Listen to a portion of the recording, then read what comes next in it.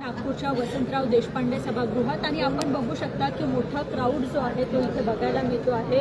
नेहा बोरा जी आहे आज नागपूरच्या देशपांडे सभागृहात येणार आहे आणि जेनझी सोबत खरं तर संवाद साधणार आहे। मात्र इथे सगळ्याच वयोगटातल्या महिला आलेल्या आहे आणि यांच्या गालावर जी आहे ही एक शाही दिसते आहे आपल्याला। आणि ही शाही जर विचारलं तर नेहा बोरा जी आहे वेगवेगळ्या स्टेटमध्ये जाऊन जे आहे संवाद करते आहे आणि तिच्यावर जे शाही फेक झाला त्याचा कुठेतरी हा प्रतिकार म्हणून निषेध म्हणून त्यांनी गालावर शाही लावलेली आहे। आपण आपल्यासोबत एक जेन्सी आहे, आपण तिच्यासोबत बोलूया।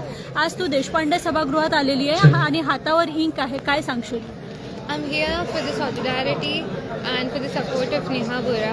She spoke out and she's still speaking out for students, the injustice, the discrimination, the falsehood they are facing, and she sacrificed and got both ink on the face. So this is for her solidarity and for her support. काय सांगाल काकू, आज आपण Inc लावून आले आहेत?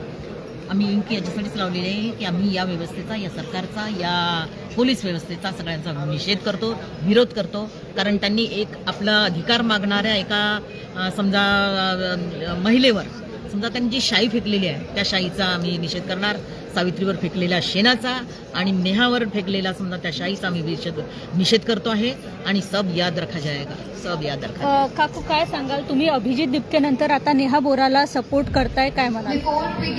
बघा की या देशामध्ये जे आपल्या अधिकारासाठी आवाज उचलायला समोर येतात त्यांच्या आवाजाला दाबण्याचं काम होत आहे। लोक भीत होते, पण आज जेनजी जे समोर आलेले आहेत म्हणजे या देशाच्या 65% वोटर्स जो आहे जेनजी तो समोर आलेला आहे, म्हणजे व्यवस्था बदलवण्यासाठी तो समोर आलेला आहे। या भीतीने त्यांनी त्यांच्या चेहऱ्यावर जी शाही फेकलेली आहे त्या फेकणाऱ्याचा निषेध करते, मी शाहीचा निषेध करत नाही। नवीन इतिहास निर्माण करण्यासाठी ही शाही आहे असं मला वाटतं। काय सांगाल, तुम्ही जेनजी नाही तरी नेहा बोराच्या प्रोग्रामला आलेले आहेत?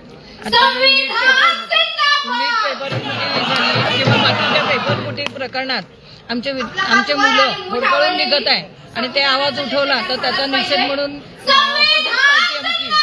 काही प्रकारे